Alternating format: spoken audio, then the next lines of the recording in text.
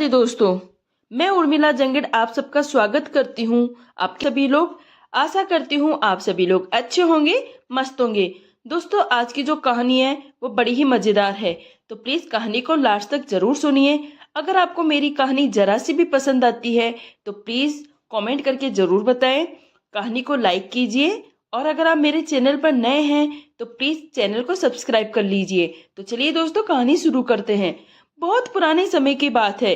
किसी गांव में 4 दोस्त रहते थे। एक जाट, एक ब्राह्मण, एक कुम्हार और एक नाई। चारों में बड़ी गहरी दोस्ती थी। चारों साथ साथ जाते। एक दिन ब्राह्मण दोस्त ने अपने तीनों दोस्तों को सलाह दी, क्यों ना हम तीर्थ पर चले। पता नहीं बुढ़ापे में हमारे घुटने साथ देंगे कि नहीं। अभी तो हम चारों युवा है, सो युवावस्था में ही तीर्थ करके आ जाते हैं। 4 धाम की यात्रा के लिए चारों दोस्त पैदल ही चल दिए। चारों ने सलाह मिलाई कि घर से निकलने से पहले चारों कुछ न कुछ खाने के लिए राशन पानी लेकर आएंगे, जिससे कि सफर में कोई दिक्कत ना हो। राशन पानी साथ रहेगा तो जहां भूख लगी वहीं बनाकर खा लिया करेंगे। अब कुमार और जाट तो पूरा राशन पानी लेकर आए। सूखा सीधा भी उन्होंने बांध रखा था और अचार और पराठे भी लेकर आए थे। पर ब्राह्मण और नाई को तो दूसरों के घर के खाने की आदत होती है, ना दोनों ने ही कुछ नहीं लिया। अब चारों दोस्त चल दिए। रास्ते में जहां भूख लगती या तो कुम्हार अपना खाना देता या जाट। इसी तरह से उनके 2-4 दिन तो निकल गए।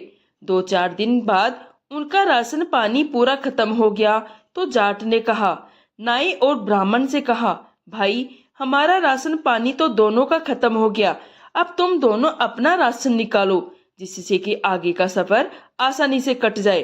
अब ब्राह्मण और नाई एक दूसरे को देखने लगे। वह तो कुछ लेकर ही नहीं आए थे, सो क्या निकाल कर दे। दोनों ही एक दूसरे को देखने लगे। जाट समझ गया ये कुछ नहीं लेकर आए। जाट और कुमार ने दोनों को बहुत डांटा, पर दोनों चुपचाप सुनते रहे।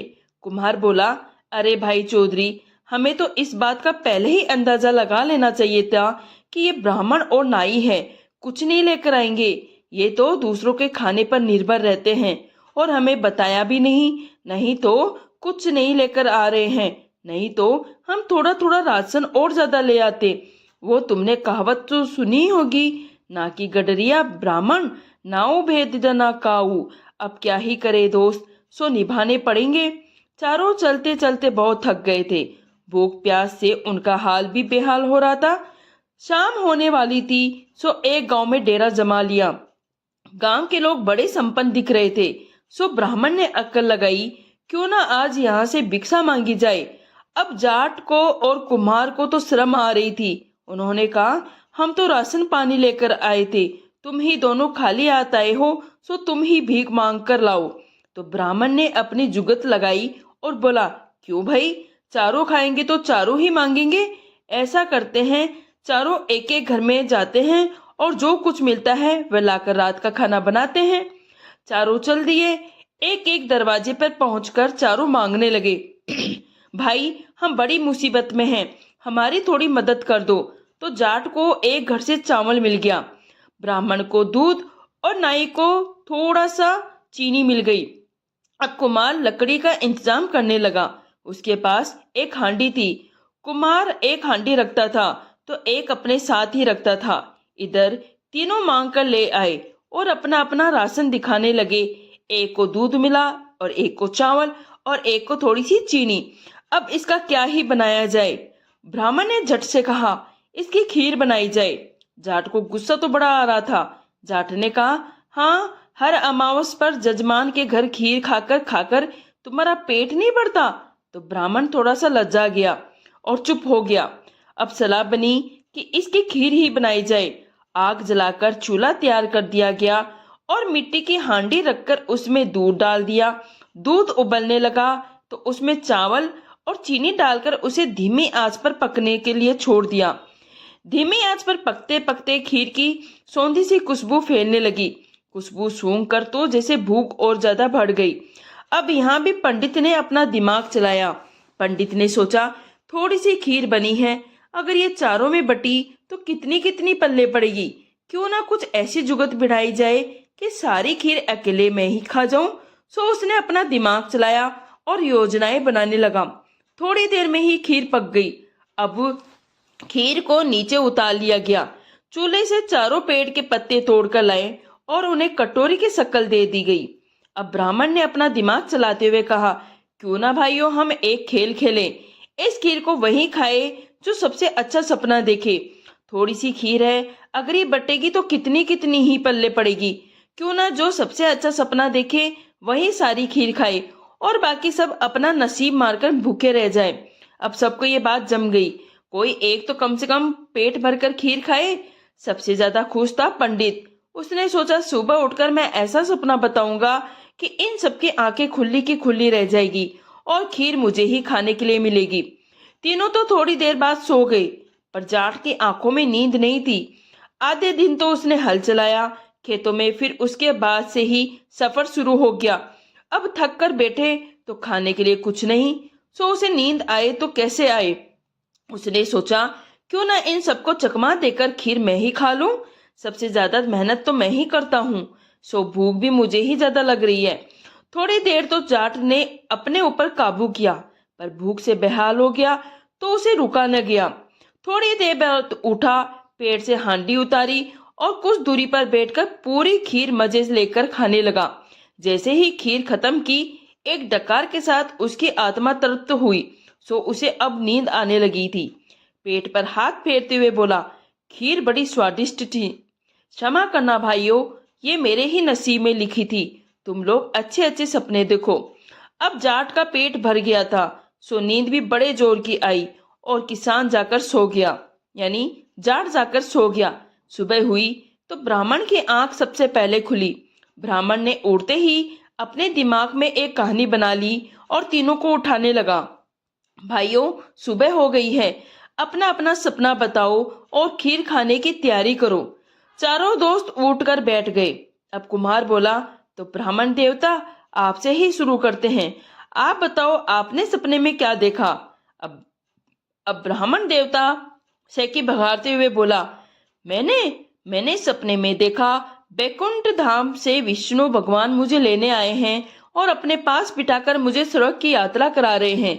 इंद्र का दरबार सजा हुआ है, रंबा मेनका जैसी अप्सराएं नाच रही है। बस यही मेरा सपना है। अब बताओ, इससे ज्यादा श्रेष्ठ अगर किसी ने सपना देखा हो तो। अब इस पर नाई बोला, मैंने तो तुमसे भी अच्छा सपना देखा है। तुम्हें लेकर बैकुंठ धाम से श्री हरि मेरे पास आए थे और मुझे तो उन्होंने अपनी गोद में ही बिठा लिया था और माता लक्ष्मी जी मेरे लिए शरबत बनाकर लाई थी और मेरे सिर पर हाथ फेरकर कह रही थी, बेटा शरबत पी ले, बेटा शरबत पी ले। अब बताओ ना, मेरा सपना सबसे श्रेष्ठ है। भाई, दो लोग और है सपना बताने के लिए। पहले उनका सपना पूछ लेते, फिर निर्णय लेंगे। अभी इतना उतावलापन ठीक नहीं है। फिर पंडित ने कुम्हार की तरफ देखते हुए कहा, भाई अब तुम बताओ, तुमने क्या सपना देखा।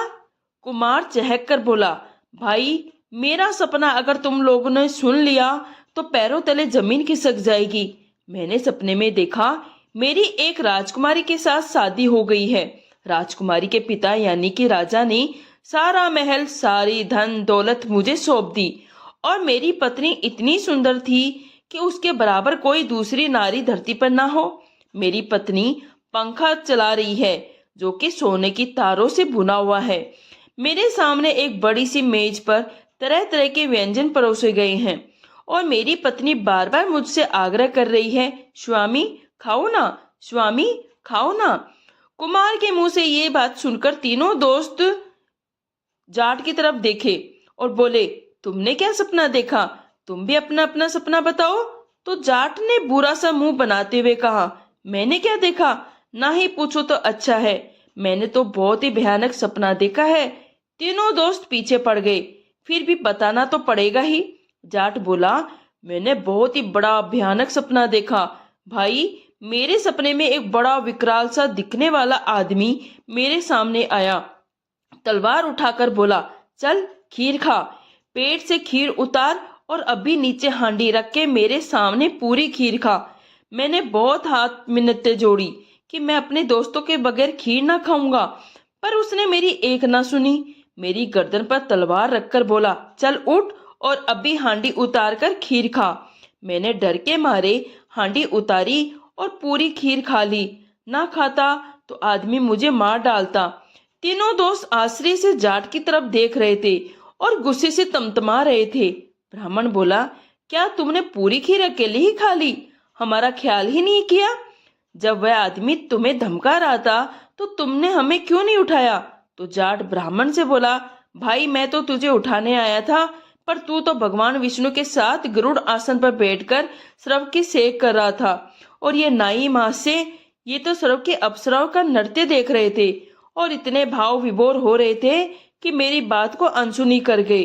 फिर मैंने सोचा भगवान विष्णु तुम्हें भूखे तो छोड़ेंगे नहीं, जब धरती पर छोड़ने आएंगे तो कुछ खिला पिला कर ही लाएंगे। फिर मैंने ये कुमार महाशय की तरफ देखा तो ये तो अपनी राजकुमारी के साथ खाना खाने में व्यस्त थे। इनके सामने मेज पर तरह तरह के व्यंजन फैले पड़े थे तो ये तो खा पी ही रहे थे। मैंने सोचा भूखा तो मैं ही मर रहा हूँ, मैं ही ये खीर खा लेता हूँ। और उस आदमी का डर था सो अलग। अब तीनों दोस्तों ने अपना अपना सिर पीट लिया। ब्राह्मण देवता तो जैसे बेहोशी होकर गिर पड़े। उन्होंने चाल तो बड़ी अच्छी चली थी पर अपनी चाल में खुद ही फंस गए। भूख के मारे बुरा हाल और हो रहा था।